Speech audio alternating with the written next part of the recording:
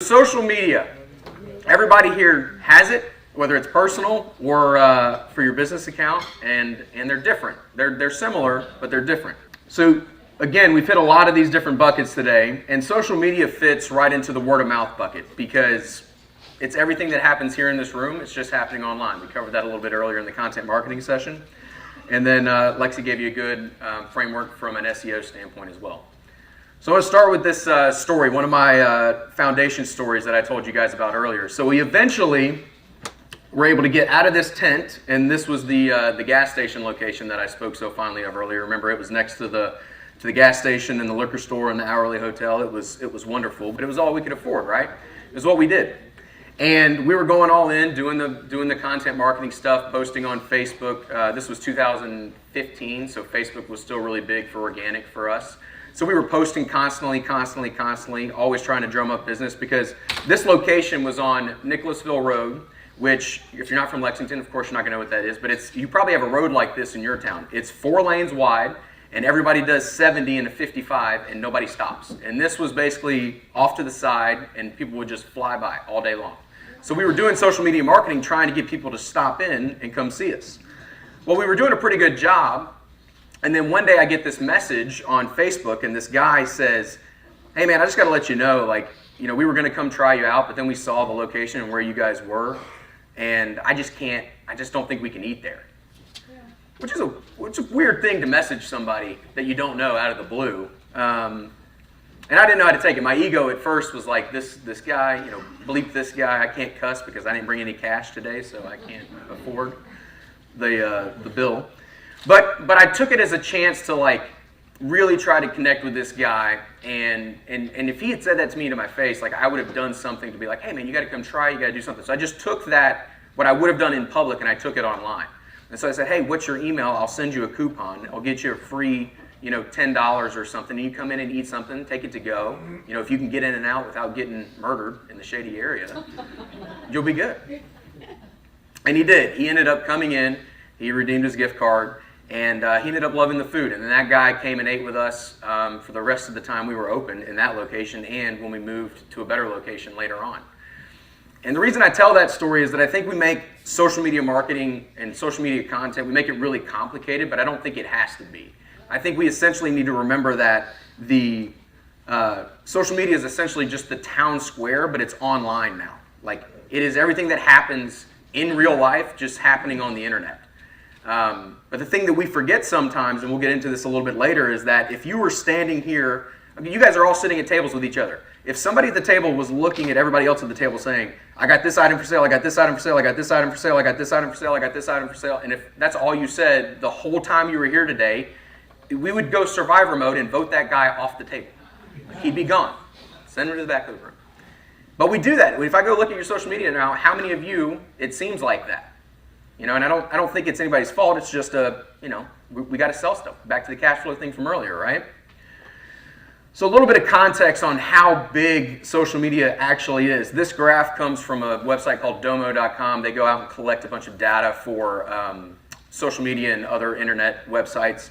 And some interesting things that I pulled here. So every minute of the day, 500 hours of videos are uploaded to youtube.com. 1.7 million posts are made on Facebook. And this was in 2022. 66,000 photos are shared on Instagram.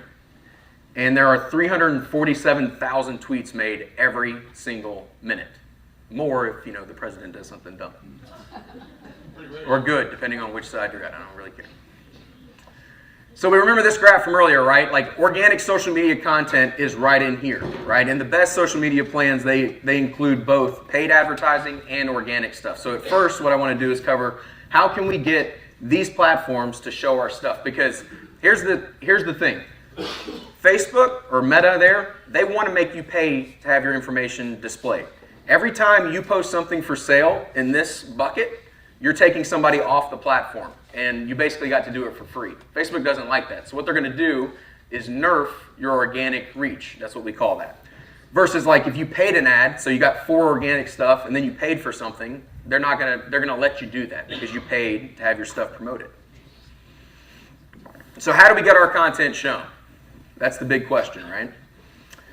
So the first thing you got to understand is an algorithm. How many of you have heard of Facebook's algorithm or YouTube's algorithm? Show of hands, just so I can get a sense for like, okay. So the algorithm is like, it's like the big boogeyman word, right? Everybody's like, oh, what's the algorithm's going to do? They're going to take over the world, blah, blah, blah. And I'm not an expert, and I'm not a coder or anything like that, but we deal with this stuff every single day, Austin and I and all of our clients, and the way we break it down is like this. There's two types of algorithms. Now there's a lot of context and blending and all the things, but for our sakes here today, just focus on this. You have a follower-based algorithm, which is really how social media started. And what that means is that I decided to follow all the auction companies here today, and so every time you post something, depending on the time of day I went on, it would show up in my feed based on the timeline. Well, then eventually, the algorithms got better and better and better, and they wanted to show you stuff that you were interested in, because the fact is that a lot of us are not great at making high engagement content, which made users leave the platforms faster. So they have started to migrate towards a interest-based algorithm. And all that means is that if you, let's say you're a dog fan, okay, you like dogs. Go onto Instagram or TikTok or whatever your favorite app is and just like 10 to 20 photos or videos about cats. And overnight, your feed will change 100% and you will see cats, even though you've spent 5 years interacting with dog stuff. They change that quickly now.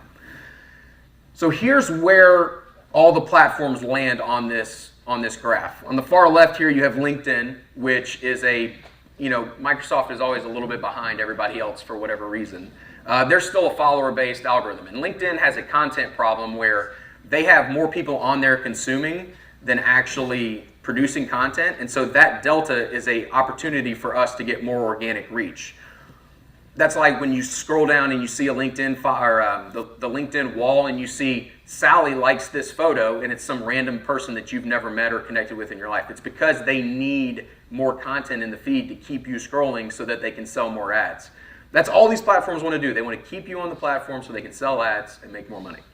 Facebook is still, Facebook's a mess. I'm going to be honest with all of you. It is a mess. They've tried to grow that platform to be basically the entire internet, and it's not working for them. And their usage per day, per user is way down, even though they still have 2 billion monthly active users. Is it 2.2 billion, Austin? Is that right? That feels somewhere in there, right?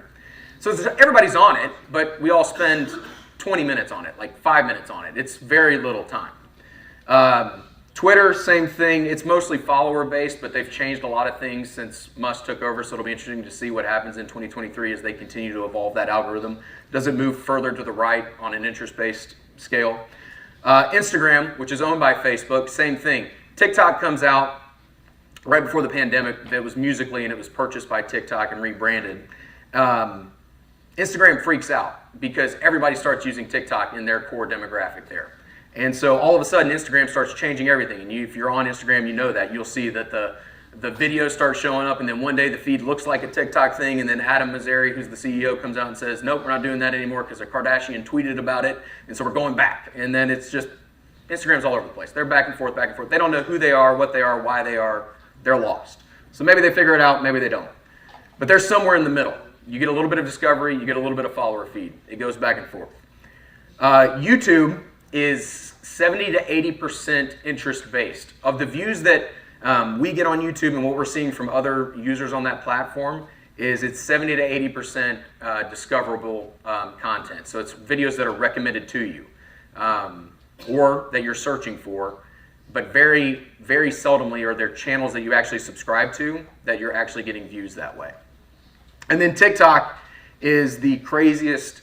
I've been doing social media and marketing for 10 years now, and TikTok is the wildest thing I've ever seen in my life. I've never been sucked into a platform like that one. I've never wasted more time on a platform than that one.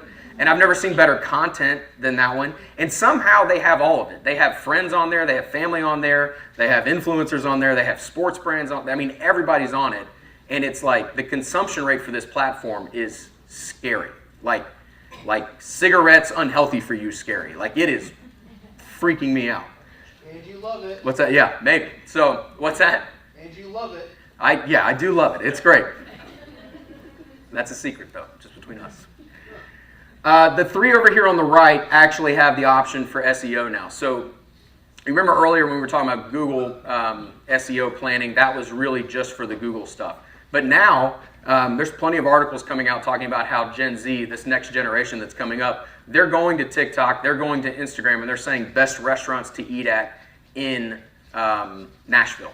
Or they're gonna start saying eventually, as they get older and start needing your services, they're gonna start saying auctioneers that I can use near me. You know, we're starting to see the very early, remember the law of diffusion graph that I showed in the earlier presentation. As those people age up, the way their search habits, they're gonna change. And Google's freaking out about it. So, you know, that's why they're really pushing YouTube hard with YouTube Shorts, which is another thing we'll talk about here in a little bit. I mentioned this a little bit earlier, but there's 3 ways to really make content and promote your content on social media. You have organic, you have paid, and you have influencers. So let's talk about organic first. I'm going to tell you this right now. Organic social media is not complicated to understand. A lot of the times it just comes down to more effort and more action. Like, it's just more of it. You guys just need to be committing to, hey, I'm going to post one thing a day, and I'm going to do it every single day, and just do it again and again and again. And so that's what this cycle here is all about. So we're going to talk about input. What do you actually go to watch and learn, and how do you grow your skills that way? You have output, so it's that daily posting of things. What should be posting? How do you post them? All the things.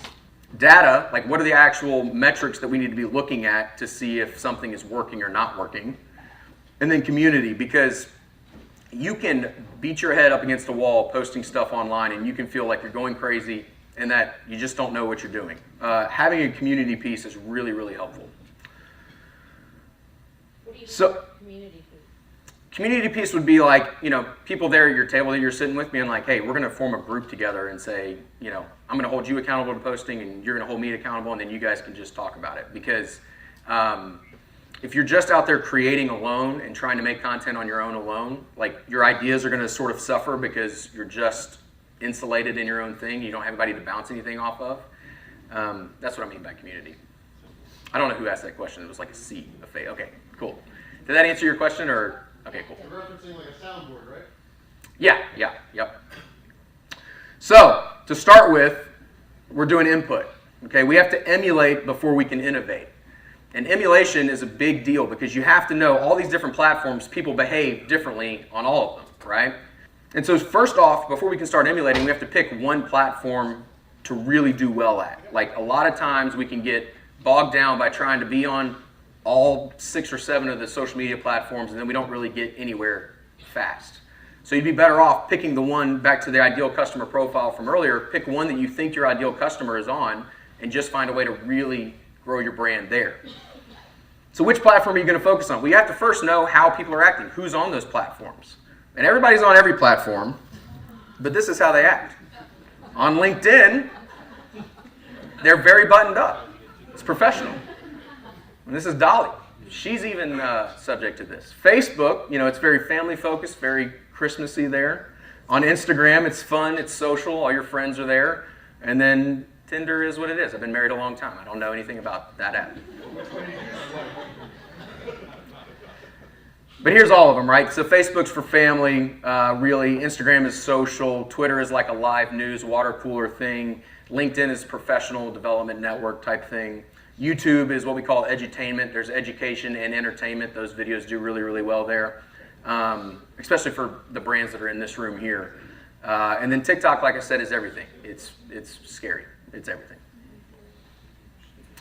So the second question is, how much time are you going to spend consuming content on those platforms? Because once you pick one, they can suck you in because those algorithms are designed to keep you going. Like, I would set aside 10 to 15 minutes a day just to get used to seeing what other people are creating so that you can start to see, oh, hey, I can make something like this. And then you start to generate ideas that feed into the output section here in just a second. Yeah, again, ask yourself, what content's being shown? What works? What gets interactions? What's getting comments? What's getting shared? Who in your network of auctioneers is sending you stuff? Like, what are you seeing? How can you, in your business, emulate and do something similar? How can you create similar content? All right, the next piece is output. Posting content once in a blue moon isn't going to work. And also, posting 30 pieces of content in one day isn't going to work. Because every time you post, you're teaching the algorithm whether your stuff should be shown or not. Basically what happens is you post something, it's going to show, every platform works more or less the same. You post something, it shows up in a certain number of people's feeds, and based on the data that the platform gets back, it says, this is good content or bad content, let's show it to more people, or let's just kill it and not put it out to anybody else. But you have to post consistently. So like once a day is what I usually recommend for people that are starting this process today. Because anything more than that, you're going to get burnt out and worn out, and it's just not worth it. Anything less than that, it's hard to get enough feedback and traction and habits to actually get anything going. There's 3 content buckets that we like to focus on at High Beam Marketing. There's other buckets. You can see this done 100 different ways. These are just the 3 that we like to do. We have the personal bucket, which is really all about getting people to connect with you personally. Because as brands, we have to show people that, you know, we're humans too, just like the other people that are on the platform. Because there are humans at your company that are working. Just because it's a logo, High Beam Marketing is a logo, it's still a company of people there, right? So, you know, this was we got a picture here of Austin and I at a volunteer thing we did for the Special Olympics here in Tennessee. The middle one there is like sort of a funny video that we shared based on the Burger King ads that are going around. I don't know if you've seen those, like the crazy jingle drives me nuts. And then the last one there is my son sitting on the floor being captivated by Miss Rachel. Do any of you guys know who Miss Rachel is? Like she sucks Jack in like TikTok sucks me in. It's insane. But you want to show a little bit of the behind the scenes things. And what I will say too is that all these pieces of content, they're not like out of left field. They're not like I'm talking to my actual friends or family on Facebook. They're still all flavored with marketing and advertising sides to them. This one you see, like we're taking pictures here. That's a marketing thing. This one, the video ends with me talking about how you know, Burger King's new ad campaign is going and what I think about it. And then this one is about, hey, you should have ad campaigns that draw you in just like Miss Rachel draws in my son Jack. So it's a way to like take the real life personal things that are happening in my business and then still putting my thought leadership and business spin on it. Again, I cannot hit this home enough. Social media is about humans coming together. Okay, it gets a lot of bad rap, but at the end of the day, this is mostly what is happening on these platforms. The next bucket is professional. And this is really, we want to position you as a thought leader inside of your industry.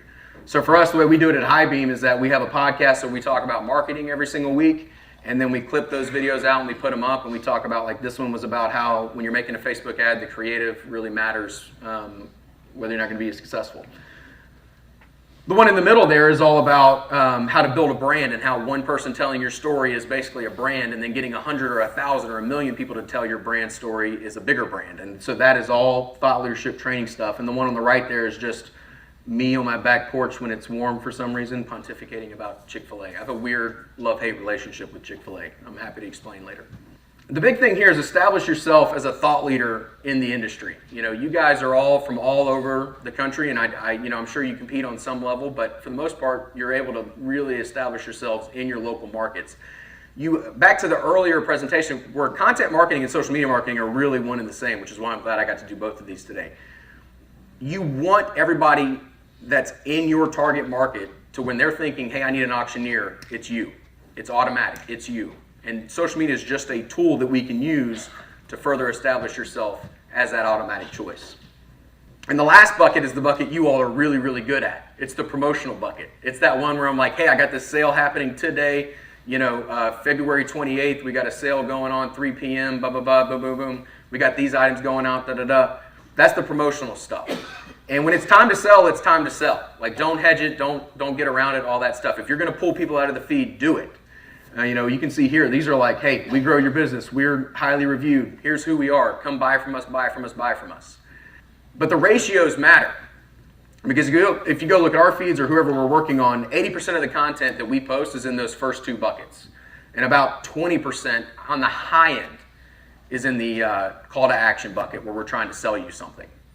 But a lot of people have that ratio flipped backwards where they're doing 80 to 90% of selling you something, and then every once in a while they'll post, hey, we just had a meeting, or we just promoted so-and-so, or something happened, like that good, engaging storytelling content that we talked about earlier. Because again, every time you pull somebody out with an ad, right, you're going to hurt yourself for the algorithm. So the next piece of content you post is less likely to get shown because you've asked somebody to leave Facebook, Instagram, TikTok, whatever the platform is. They're very petty, all of those algorithms. They keep track of who takes people off their platforms for free because, again, they want to sell the ad break there in the middle. The next piece is data. Like, how do we know what we're doing is working? Data for the sake of data is pointless. Like, there's some people in the room that can get really enamored with data, and you could go all the way down the data rabbit hole, and it could stop you from making certain decisions. We want to use data to inform our decisions, not drive them. Because there's sometimes that you're going to come up with a creative video idea that somebody in the room might be like, hey, I don't think we should do that. There's no data there to support it. And you may have left the best piece of content in the world on the table because you didn't have the data beforehand to do it. My rule of thumb is, if it's not going to bankrupt the brand or bankrupt the business, it's worth thinking about testing. Because if you bankrupt the brand, the game's over, you're out of business, you can't come back. If you bankrupt the business financially, the game's over, you can't come back. But everything else is testable, and everything else is coachable and learnable right there in the middle.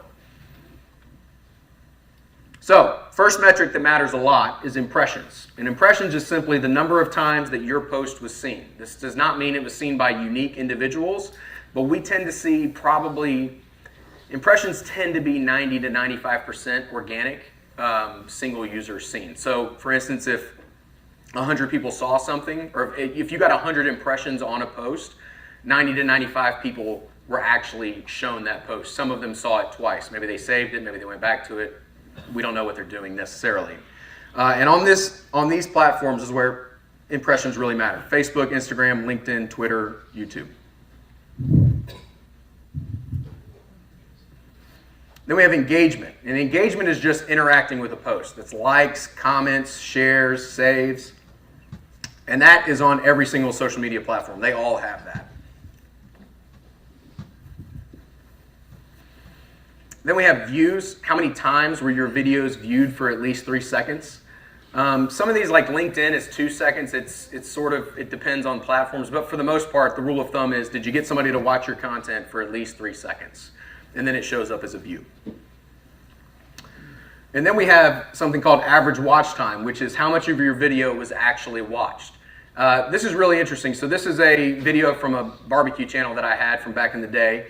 And you can see here the graph sort of flows through that, when the video was clicked on, it was seen 100% of the time, and then slowly over time it dripped down here, and then I was doing something boring right here, so they skipped ahead, and then the traffic the viewership sort of leveled out all the way across for an average view of 51.2%. 50% is generally a pretty good average view duration for any videos that are on YouTube or TikTok. I think that Instagram and Facebook track this metric, but they don't show it to us. So there's no way to see how long your videos were viewed on those platforms, which is pretty frustrating, but hopefully they fix it in the future.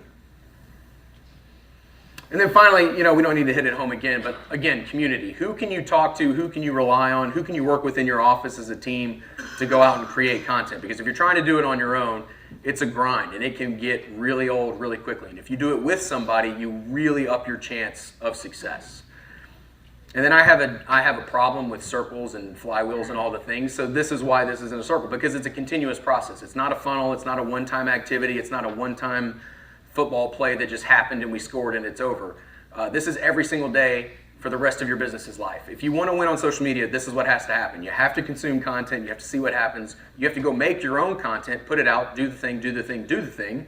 Then you have to look at the data, review it, see what happens, and then you got to have people to talk to about it. Otherwise, you're just going to be in your head and go crazy. At least I would. So, influencer marketing is the next one. How many, raise a hand, if you've bought this mug for somebody or own one today?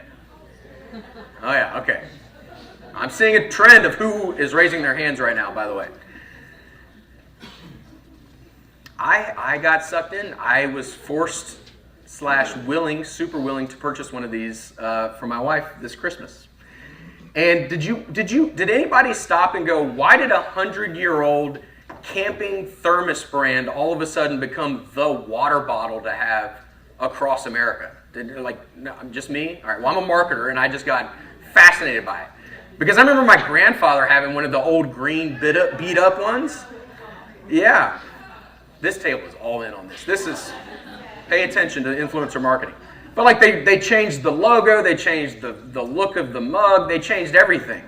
And what happened was the guy that took over as the president of Stanley, he came from Crocs. He actually was the guy that turned around Crocs as well. And he took the same model that he had with Crocs. If you remember Crocs in the, 2010-ish range, like that was a cheesy shoe. Like that was a dad shoe for like crazy people. Nobody had Crocs.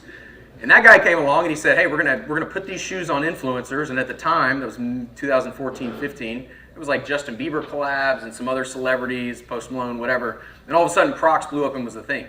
Well, this guy takes all that knowledge and he brings it over with him to Stanley when he takes over. And he goes and he goes and spends his limited budget, because they didn't have a massive budget, on paying for certain influencers on platforms like TikTok and Instagram to promote how this is the world-changing, revolutionary water bottle that we all have to have. And guess what? It worked. And it took off. And the reason why it took off is these things in your head called mirror neurons. It's like you're on social media and you're scrolling and you see somebody that looks like you, that you like because you chose to follow them, or you like the type of content they show, which is why it's in your feed. And all of a sudden you're like, hey, the mirror neurons in your brain turn on and you go, hey, I got to get what they got, and go get it.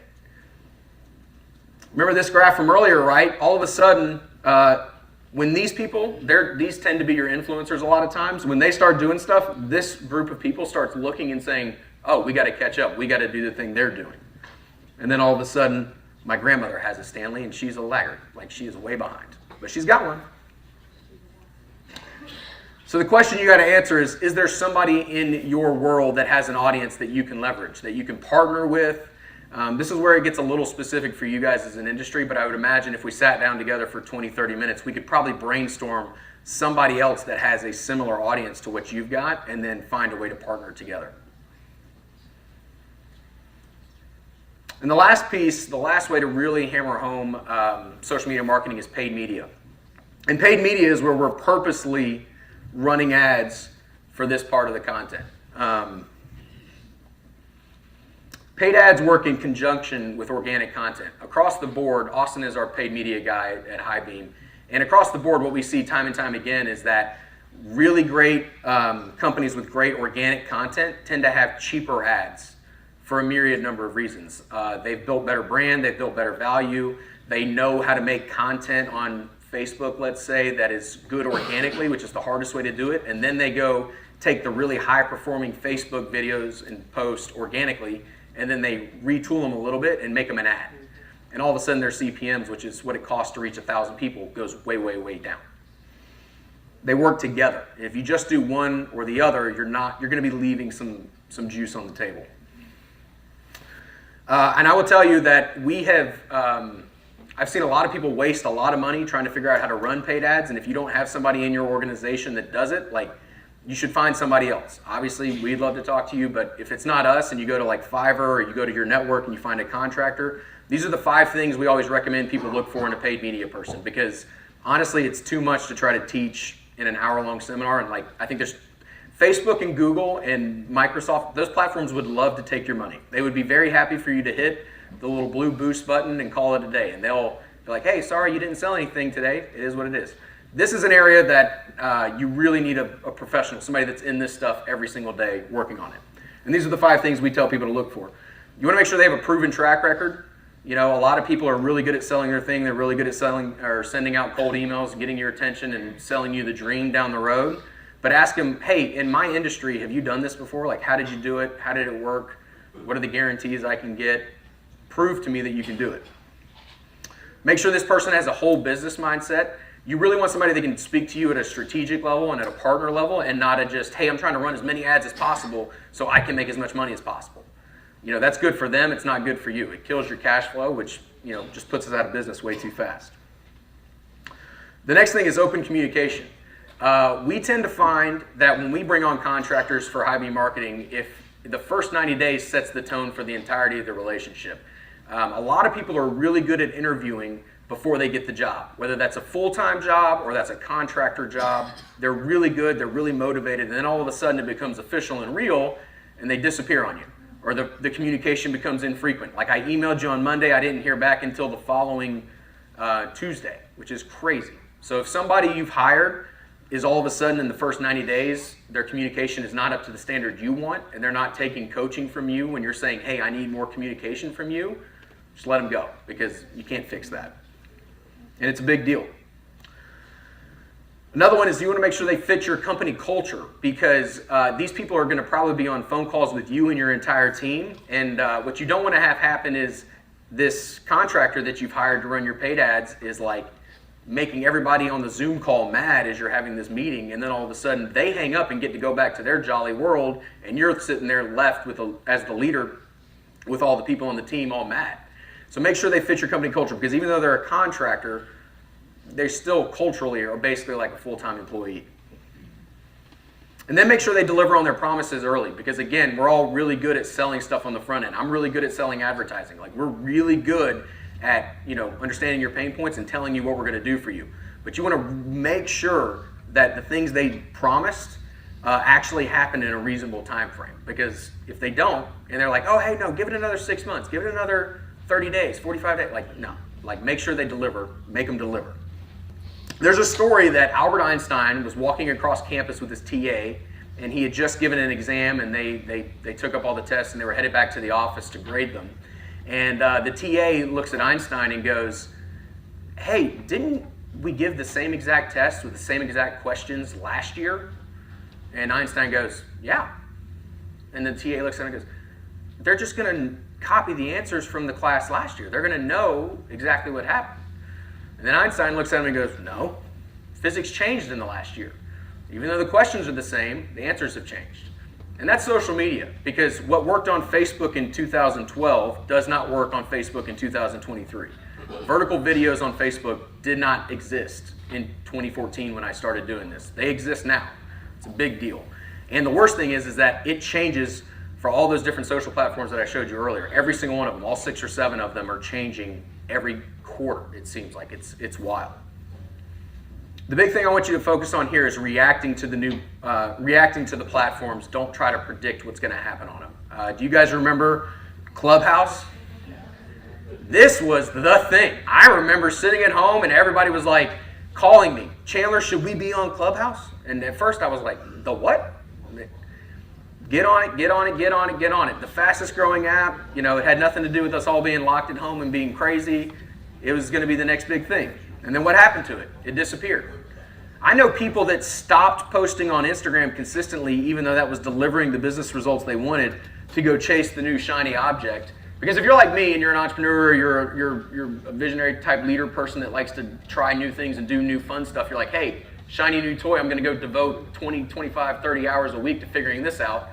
And it's not going to get you any new business. It's not going to do anything you wanted it to do. Spend maximum on new things that come out, because something new will come out tomorrow. Whether it's, what is the new one? Be Real is the new app that all the kids are about now. Spend 10% of your time messing with it. 10% of your time on Snapchat messing with it. But if you're only spending an hour a day on social media, all of a sudden you're talking about 10% of that time is like maximum 10 minutes. You're not going to get a lot done there. So I would rather you focus on the proven platforms that you know work. Like, let's get your strategy up on those platforms and get you crushing it there. And then you can start digging into these new things when they come out.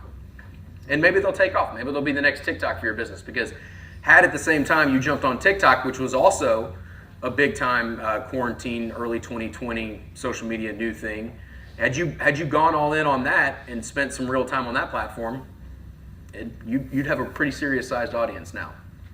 So there's a bunch of different ways to do this. I'm going to show you the way that we do it at Hy-Vee Marketing. We call it the one-to-many model, and this is how we can create a lot of content for all these platforms at scale. I don't think this is necessarily prescriptive for anything you guys are doing, but again, back to my analogy examples from earlier, take what we're doing and see how you could do it in your business today. So we start with YouTube. YouTube is our North Star. It's the platform we're most interested in growing on in the next 2 to 3 years. It's search-based and it's discovery-based, and both of those things have a strong, they're strong upstream indicators for what we want downstream, which is more clients, right? So we have a podcast called The Highlight. You saw a clip of it on my slides earlier when we were talking about organic content. And where Austin and I either get on weekly and we talk about marketing stuff, or I feel like I've shown you guys a lot of what I'm doing here, because this time around you're seeing, oh, he's doing the hook, he's doing the story, he's doing a tactic. Now you're seeing what's happening. Now I'm going to tell you why I have a podcast. I get to have interviews with people that are either business owners or marketing managers, and all of a sudden, like, I become friends with them. And then they might not want to buy from me now, but they might want to buy from me in 6 months. And so that's what marketing is. It's building long-term relationships. That's why we do a podcast. You might do it for another reason. But it goes up on YouTube on video. We use a platform called Riverside to record it. And it comes through in HD. We've got, Rode microphones. And if you email me, I'm happy to give you all of our equipment list and all that stuff. Please feel free to email me after this. I'm happy to give you all the information for free. So then we take it and we strip the audio out of it, and we use a platform called Anchor, and then that Anchor.fm is what sends it out to Apple Podcasts, Spotify, and all the other podcast players out there. We have a copywriter go in and listen to it and make it into a blog, or we listen to it and make it into our blog ourselves. It goes out to our email list that we send out every single week, and then it also gets chopped up and goes out to all of our social media accounts, just like you saw. So that goes out to, we have a YouTube account for the long form videos. That account also gets all the shorts. We have Instagram Reels that go out, TikTok videos that go out, Facebook Reels that go out, screenshots, quote cards. We make all this content based off this one pillar piece of content here in the beginning. And so I think we get all of that done. We've been doing it a while now, so we're a little bit more efficient at it, but it's 3 to 4 hours a week max, and we're on all the platforms we want to be on consistently, which is great, which is what you want. You want to find a system that works for you to where you can get the most content out there as possible. And I will tell you that social media is a little odd. It's kind of like I mentioned earlier when I said that you're going to post stuff and you're never going to know really who's watching and who's looking and who's consuming and who's connecting with it. Because we did the same thing. We didn't know what was happening. And all of a sudden one day I get an email through our website from a producer on a show called The Profit. It's on CNBC. I don't know if you guys have heard of that before. But we got on the show, and I'm going through the casting process with this producer, and I'm a marketer, so I got to know how you heard about us. I'm like, what did I do to make you call me, because I want to do more of it? And they're like, yeah, we were on Instagram, and this was 2018, early 18, and they were like, we were on Instagram, and we were searching barbecue hashtags in Kentucky, and we came across your page, and then we went down the rabbit hole and saw the Mama Lyles cooking show and saw all the other things you were doing. And we thought you had an interesting story, so we want to see if you want to come be on the show. And so very randomly, we ended up on this show. It was not something planned. It was not the reason we did it. I was doing social media to try to sell more barbecue, but like this really cool, interesting opportunity came out of that. Now, I don't think any of us are going to end up on Shark Tank or The Profit or whatever TV show, but you just don't know. You don't know what client is out there looking at your stuff. You don't know what potential new listing is out there watching your thing. You just don't know. But the consistency of showing up every single day and putting stuff out and learning and growing and doing more is always going to work. And I believe in that. I believe in this flywheel. I think that if you go out and you do all the things you've learned today and you just be consistent with it for the rest of the year, you'll really like what happens. So that's all my time. Thank you guys.